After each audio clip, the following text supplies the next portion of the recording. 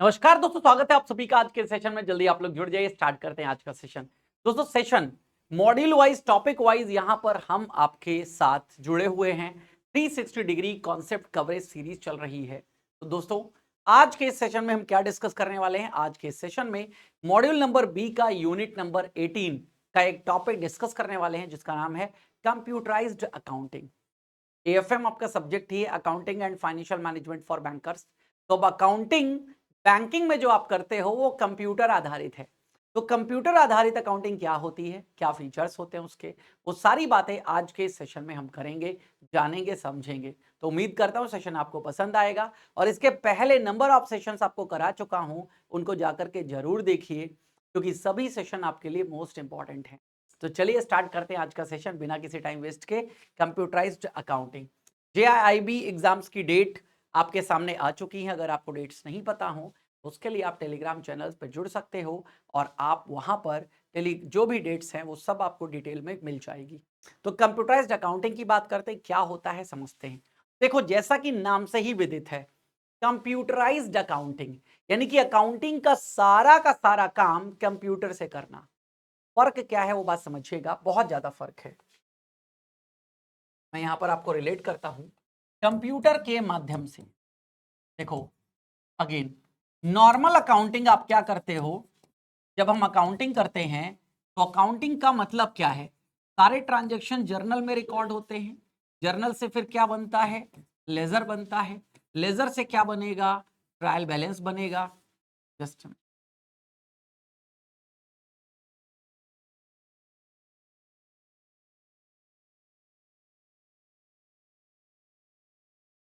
Laser से क्या बनेगा? जर्नल से लेजर, लेजर से ट्रायल बैलेंस।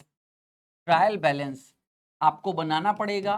ट्रायल बैलेंस से क्या बनेगा? ठीक है, trading and profit and loss account. Trading and profit and loss account. और इसके बाद क्या बनेगा दोस्तों? बैलेंस शीट बनेगी। बैलेंस शीट बनेगी। ये जनरल अकाउंटिंग होती है। जब हम मैनुअल अकाउंटिंग करते हैं, मैनुअल अकाउंटिंग, तो ये सारी प्रोसेस हमें स्वयं करनी पड़ती है। मैनुअल अकाउंटिंग में ये सब कुछ स्वयं ही करना पड़ेगा। सारे के सारे काम आपको स्वयं करने हैं। लेकिन जब आप कौन सी अकाउंटिंग करेंगे? Computerised accounting.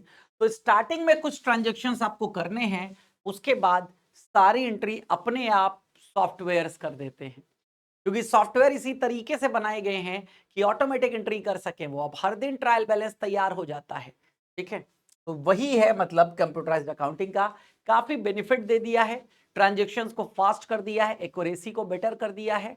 ये सारे काम हुए यहाँ पर। तो आइए जानते हैं कुछ पॉइंट्स के बारे में। तो an accounting system is one that performs the following functions.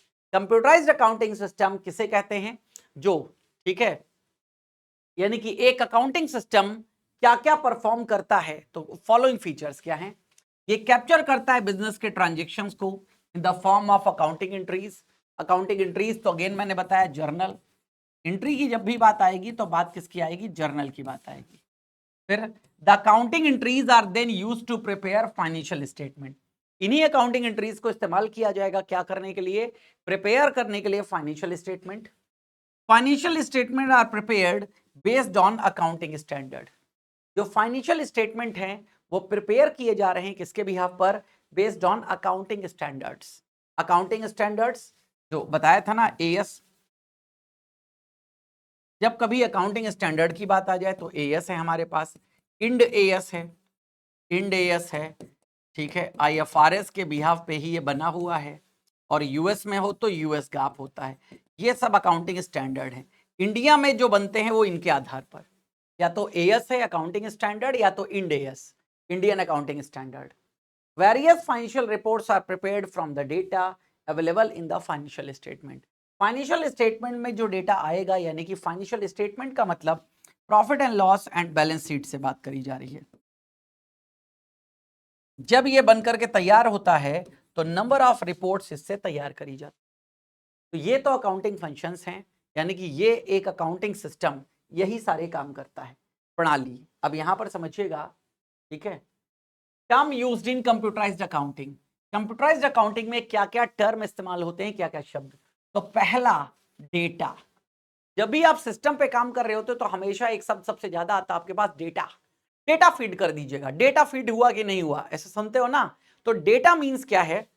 Facts, observation, assumptions या ऑकरेंसेस, ये मतलब है डेटा का। कोई भी फैक्ट हो सकता है, कोई भी ऑब्जर्वेशन हो सकती है, कोई भी अजम्पशन हो सकता है और कोई भी ऑकरेंसेस हो सकते हैं।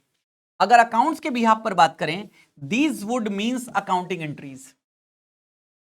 यही फैक्ट, ऑब्जर्वेशन, अजम्पशंस या ऑकरेंसेस, ये अकाउंटिंग के टर्म में बात करें तो ये अकाउंटिंग एंट्रीज के रूप में यानी कि जर्नल एंट्रीज के रूप में होती हैं, जो पास करी जाती हैं फाइनेंशियल स्टेटमेंट को बनाने के लिए एंड अदर रिलेटेड इंफॉर्मेशन। जैसे इन sales invoice, details such as price, sales tax, date of sales etcetera are data. एक इनवॉइस में सेल का इनवॉइस है, यानी कि अगेन आपका बिक्री का एक पर्चा है, उस बिक्री के पर्चे में क्या लिखा होगा? बिक्री किस रेट पर की गई है, बिक्री पर क्या टैक्स लगा हुआ है, बिक्री की डेट क्या है, एक्सेट्रा। ये सब चीजें क्या कही जाती हैं? ये डेटा है, यही तो आप सिस्टम में फीड करोगे। Then record. अब डेटा के बाद बात आती है रिकॉर्ड की, समझिएगा। अब ये ग्रुप ऑफ डेटा जब हम बात करते हैं, डेटा हो गया कोई फैक्ट, कोई ऑब्जर्वेशन, कोई अजम्पशन, ठीक है, कोई ऑकरेंसेस, ठीक है। देन उसके बाद रिकॉर्ड का मतलब क्या है? जब ग्रुप ऑफ डेटा यानी कि एक साथ हम रखते हैं, वो हो गया आपका रिकॉर्ड। रिकॉर्ड रूम होता है ना, जहां पर सारे रिकॉर्ड रखे गए हैं, रिकॉर्ड रूम। तो again it consist of a group of data items related to object of data processing. जैसे सेल के लिए, हर एक सेल के लिए आपने क्या रखा हुआ है? सेल रजिस्टर रखा हुआ है। सेल रजिस्टर किसके लिए? रिकॉर्ड के लिए, ठीक है। May be called record of sale invoices. आप बैंक में भी जाते हो, कहीं ना कहीं आपकी एंट्री नोट होगी, तो एंट्री रजिस्टर मेंटेन किया जा रहा है, वो क्या है? रिकॉर्ड है पूरा। कभी भी आप मंथली बनाया जाता हो, 6 मंथली बनाया जाता हो, 2 मंथली बनाया जाता हो, जैसे बेसिस पर होगा, उस बेसिस पर आप पूरा डिटेल उस रिकॉर्ड से पता कर सकते हो। तीसरा आता है डेटा फाइल और फाइल। ये क्या है? Compilation of related data records maintained in some pre arranged order. अब अगेन समझिएगा, डेटा फाइल, फाइल का मतलब क्या है? जो अरेंज किया है अलग अलग तरीके से, अरेंज्ड इन ऑर्डर, जो ऑर्डर में हमने चीजें अरेंज कर ली हैं, ठीक है, वो क्या हो गया है? फाइल बन गई हमारी, ठीक है। It is similar to manual files where and various papers are stored.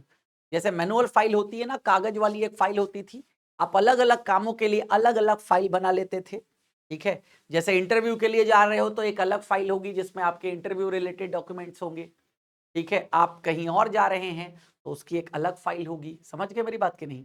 तो अगेन अलग अलग मीटिंग्स के पर्पस पर भी हर एक कस्टम, जैसे एडवोकेट अगर आप हैं तो हर एक वकील के पास हर एक क्लाइंट की अलग फाइल होती, क्लाइंट बेसिस पर, क्योंकि उस क्लाइंट को समझने के लिए एक अलग फाइल आवश्यकता होगी। ओवरऑल से काम नहीं चलेगा, उसकी एक सेपरेट फाइल हमने बना दी उस क्लाइंट के नाम से।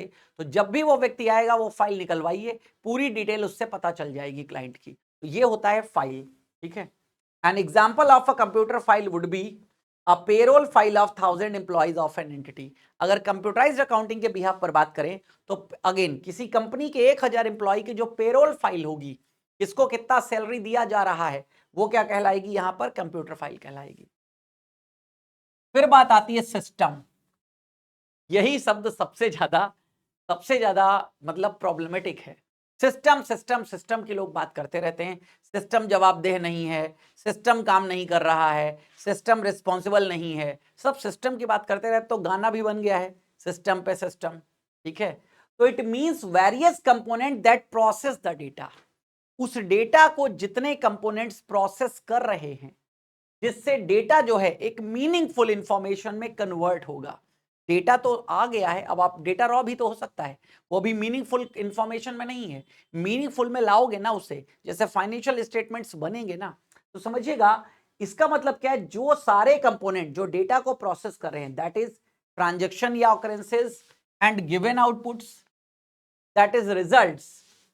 It is the manual accounting system, the components would be persons. अगर मैनुअल अकाउंटिंग सिस्टम की बात करें तो कंपोनेंट्स कौन हो सकते हैं? पर्सन्स हो सकते हैं। बुक्स ऑफ अकाउंटिंग हो सकती है, बुक्स ऑफ अकाउंट्स में जैसे लेजर हो गया, कैश बुक हो गया, etcetera, which give result in the form of trial balance. जो किसमें ये सब से ट्रायल बैलेंस बनाया जाएगा? In a computerized accounting system, it would mean the computer machine.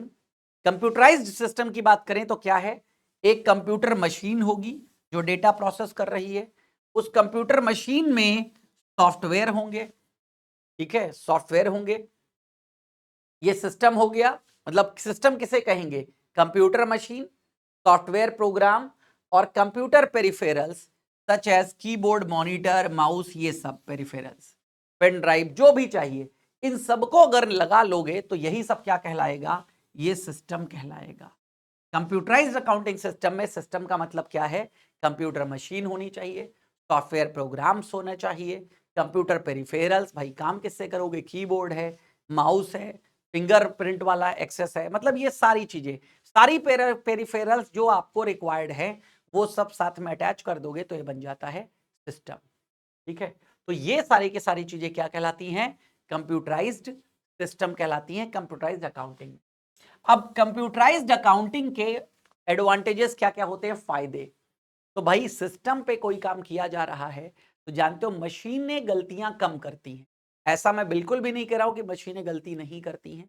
Machine जब गलती करती हैं तो उनकी गलती भी बड़ी खतरनाक गलतियां होती हैं और उनकी गलती जनरली आप समझ भी नहीं पाओगे। लेकिन हाँ, अगर सब कुछ होके सॉफ्टवेयर प्रोग्राम अच्छे से बनाया गया है तो गलती होने की चांसेस वहां पर ना के बराबर होती।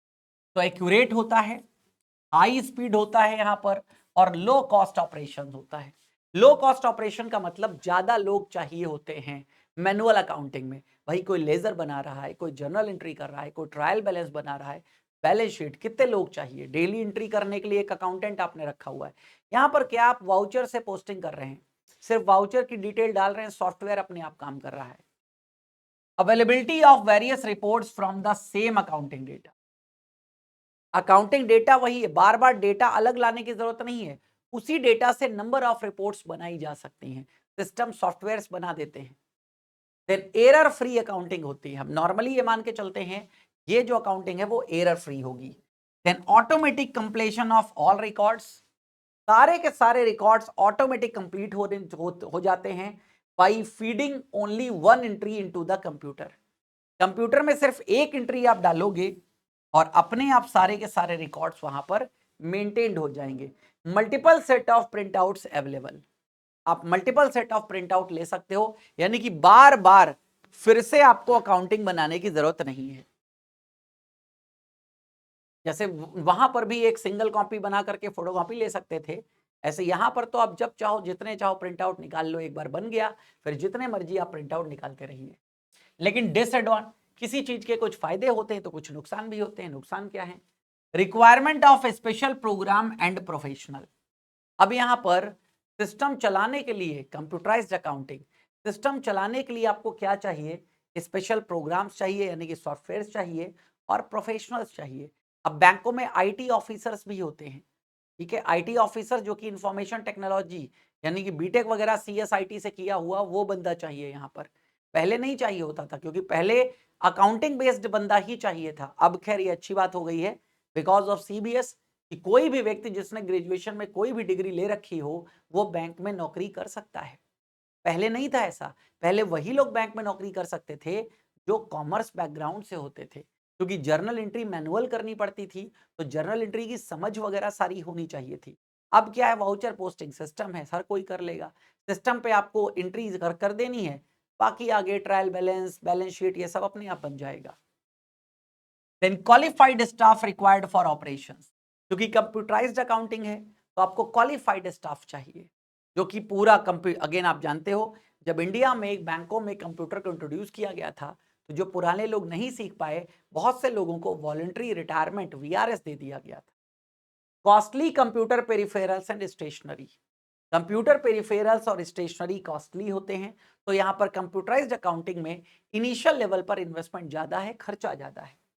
Regular backup is required as data may be lost for various reasons, ये बहुत इंपॉर्टेंट है।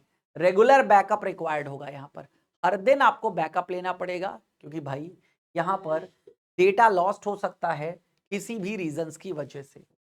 देन कंप्यूटर वायरसेस, ये बहुत है, जब मैनुअल अकाउंटिंग में कोई वायरस आ सकता है नहीं, मैनुअल अकाउंटिंग में ये हो सकता था, पहले पुराने जमाने में होता था, ठीक है, जो नॉर्मली देखता था अकाउंटिंग बुक्स को चूहे कुतर जाते थे, पता चला एंट्री गायब हो गई, चूहों ने कुतर डाला। लेकिन यहाँ पर क्या है, एक वायरस पूरे के पूरे सिस्टम को हैंग कर देगा, पूरा सिस्टम का डेटा डिलीट मार सकता है। तो यहाँ पर क्या होगा, आपको प्रॉब्लम क्रिएट हो जाएगी, इसीलिए सर्वर में स्टोर्ड हो रहा है, ठीक है। तो अगेन इन सब चीजों को मैनेज किया गया है, बट फिर भी ये रिस्क रहता है कंप्यूटर वायरस वगैरह का, वहां पर ऐसा कोई रिस्क आपको नहीं देखने को मिलेगा। Then functions performed by computerised accounting software available in the market. कौन कौन से कंप्यूटर सॉफ्टवेयर मार्केट में अवेलेबल हैं जो कंप्यूटराइज्ड अकाउंटिंग का सिस्टम करते हैं? तो ये है, जैसे टैली ERP 9 है, कोर बैंकिंग सॉल्यूशन, इन्फोसिस का फिनेकल, TCS का बैंक्स और फ्लैक्स क्यूब एक्सेट्रा।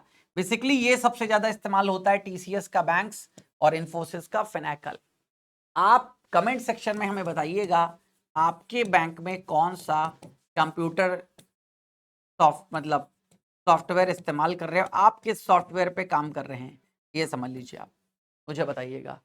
सैप है, ओरेकल है, माइक्रोसॉफ्ट डायनेमिक्स है, क्विक बुक्स है, अकाउंटिंग सॉफ्टवेयर है, बताइएगा आपके वहां कौन सा सिस्टम इस्तेमाल किया जा रहा है कंप्यूटराइज्ड अकाउंटिंग के लिए। अब मैनुअल और कंप्यूटराइज्ड में क्या डिफरेंस है वो भी समझ लीजिएगा बहुत अच्छे से। वैसे तो मैंने डिफरेंस क्लियर कर दिया है, बट फिर भी मीनिंग, तो मैनुअल अकाउंटिंग क्या है, system of accounting that uses physical registered accounting books for keeping financial records. यहां पर कोई फिजिकल रजिस्टर की आवश्यकता नहीं है, यहां पर सारा काम कौन करेगा, सिस्टम। सिस्टम में सब सेव कर दिया जाएगा, सारे फाइनेंशियल ट्रांजेक्शन सिस्टम के थ्रू होंगे। रिकॉर्डिंग, तो recording is possible through book of original entry. Manual accounting में रिकॉर्डिंग पॉसिबल होती है, ओरिजिनल एंट्री बुक चाहिए। Data content is recorded in customised database. Then calculations, यहां पर सारे कैलकुलेशन मैनुअली करने हैं, यहां पर सिर्फ डेटा इनपुट दे दीजिएगा, कैलकुलेशंस जो है वो सिस्टम स्वयं कर देगा। स्पीड, यहां पर भाई पर्सन करेगा तो स्लो स्पीड होगी, यहां पर कंपैरेटिवली फास्टर, तेज होगी। एडजस्टिंग एंट्रीज की बात करें तो again it is made for rectification of error. It is made for, ये कैसे बनी है, rectification of errors. It can not be made for rectification of errors, ये नहीं बनाई गई है, ठीक है, rectification of errors. It is made for, ये एरर्स को बनाने के लिए, मतलब रेक्टिफिकेशन। यहां पर can not be made for, computerised accounting को इसलिए नहीं बनाया गया है कि इससे एरर्स को रेक्टिफाई किया जा सके, एरर होंगी नहीं। बैकअप, यहां बैकअप पॉसिबल नहीं था, यहां पर entries of transactions can be saved and backed up. Trial balance prepared when necessary, जब जरूरत पड़ती थी तब मैनुअल अकाउंट में ट्रायल बैलेंस बनाया जाता था, यहां पर इंस्टेंट ट्रायल बैलेंस बन के तैयार हो जाता है डेली बेसिस पर। फाइनेंशियल स्टेटमेंट की बात करें तो it is prepared at the end of period और क्वार्टर, जब समय कंप्लीट होता था या क्वार्टर के बाद ही बनाया जाता था। It is provided at the click of the button. Computerised accounting में जब चाहो आप बैलेंस शीट ओपन करके देख सकते हो, ध्यान रखिएगा जब चाहो तब, क्योंकि मैनुअली अकाउंटिंग आपने वहां पर कर दी है। तो उम्मीद करता हूं कंप्यूटराइज्ड अकाउंटिंग ये जो टॉपिक है आपको क्लियर हो गया होगा। अब दोस्तों आपसे बात करते हैं आपके के लिए कुछ ऑफर्स की। तो JIB महापैक, दोस्तों महापैक यानी कि एक ऐसा पैकेज जहां पर आपको सारे बैचेस का एक्सेस, यानी कि जो प्रीवियस बैचेस हमारे लॉन्च हुए हैं उनका, और इन फ्यूचर जो चल रहे हैं बैच हैं वो, और इन फ्यूचर जो हम लॉन्च करेंगे सबका एक्सेस आपको महापैक में मिल जाता है। तो महापैक में आप जुड़िए, अभी 6 मंथ, 12 मंथ, 24 मंथ्स के लिए अवेलेबल है। 2799 प्राइस है, 3999 प्राइस है और 5999 प्राइस है 24 मंथ्स के लिए। तो आप जुड़ सकते हैं हमसे यहाँ पर JIB महापैक में। कहाँ आपको जाना है, pw.live ऐप पे, और एप्लीकेशन तो बात करें PW में फिजिक्स वाला की एप्लीकेशंस में जाकर के आप परचेज कर सकते हैं, ठीक है। देन JIB फाउंडेशन बैच मई 2026 के लिए ये चल रहा है, ठीक है। रेगुलर प्लान और प्रो प्लान दोनों में फर्क है।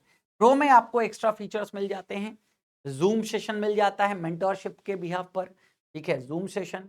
और दूसरा, ठीक है, यहाँ पर आपको जूम के अलावा टेस्ट सीरीज मिल जाती है, डेली प्रैक्टिस पेपर्स मिल जाते हैं, और इन फ्यूचर जो ऑफर्स आएंगे वो भी मिल जाएंगे। तो दैट्स वाई यहाँ प्रो प्लान लिखा हुआ है। देन वीकेंड बैच हमने लॉन्च कर दिया है, जिन लोगों को दिसंबर 26 में एग्जाम देना है उनके लिए आ गया है वीकेंड बैच। संडे क्लासेस होंगी जहां पर, यानी कि जो लोग लॉन्ग टर्म की तैयारी सोचते हैं और लाइव जुड़ के करना चाहते हैं उनके लिए मोस्ट इंपॉर्टेंट अपॉर्चुनिटी है वीकेंड बैच। संडे क्लासेस हुआ करेंगी, ठीक है। अगेन संडे क्लासेस हुआ करेंगी, 4-4 5-5 घंटे की क्लासेस होंगी। और आपका अभी वाला नहीं, यानी कि अगर आप दिसंबर के लिए प्लान कर रहे हो, जून के लिए नहीं, मतलब मई जून के लिए नहीं, नवंबर दिसंबर के लिए अगर आप प्लान कर रहे हो तो आप इससे जुड़ सकते हो। नवंबर दिसंबर तक यहाँ पर वीकली सिलेबस कंप्लीट कराया जाएगा। तो 2499 रेगुलर प्लान है, प्रो प्लान है 3499 का, 3499 का। JIB MCQ बैच ये आने वाला है फॉर मई 2026। रेगुलर प्लान है 1999, प्रो प्लान है 2999 का, 2999 का। इससे भी आप जुड़ सकते हैं। Then summer 2.0 RBI grade B batch, grade B foundation batch है। इसके साथ भी अगर आप ग्रेड बी की तैयारी करना चाहते हैं तो आप जुड़ सकते हैं, ठीक है। 2299 रेगुलर, और प्रो का मतलब बता दिया, प्रो में एक्स्ट्रा फीचर्स आपको मिल रहे हैं। देन JIB की जो चारों बुक्स हैं ये आप परचेज कर सकते हो, बड़ी शानदार बुक्स बनाई गई हैं, ठीक है। आप इनसे जुड़ सकते हैं। ये चारों बुक्स हैं, रिटेल बैंकिंग, वेल्थ मैनेजमेंट, आप जानते हो RBWM, PPB, देन IE&IFS और अकाउंटिंग एंड फाइनेंशियल मैनेजमेंट यानी कि AFM। 1224 रुपए इसका प्राइस है। अमेजॉन फ्लिपकार्ट से भी आप परचेज कर सकते हो, ध्यान रखिएगा यहाँ पर। तो हमारी आपकी मुलाकात अब होगी अगले सेशन में, तब तक हमें दीजिए इजाजत। Thank you.